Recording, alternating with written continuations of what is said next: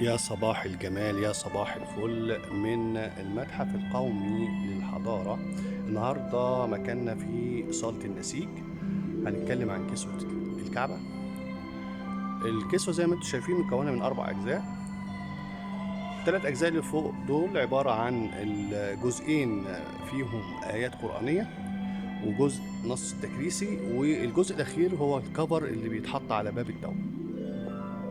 يهمنا قوي نعرف النص التأسيسي لهذه القطع واتعملت في انهي وقت، ودي اللي هنلاقيه في الجزء الثالث.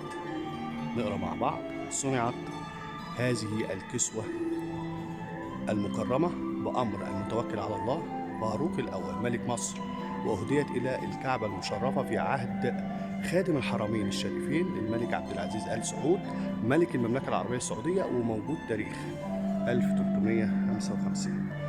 نحاول نقرب، يا رب يكون التاريخ واضح معاكم هنا. تمام. بعدين هنلاقي برضو في الكفر بتاع باب التوبة فيه أيضا نص تكريسي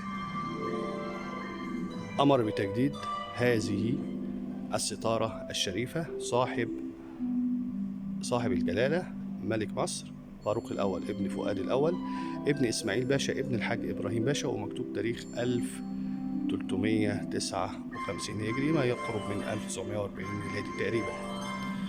في نقطة برضو فوق حابين نتكلم عليها، لقب خادم الحرمين الشريفين.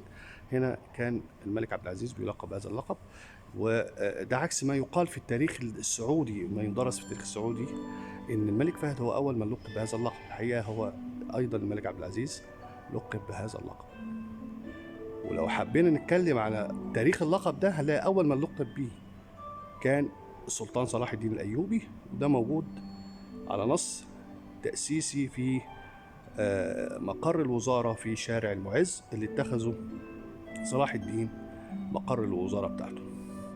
وصباحكم فل وتحياتي ليكم جميعا.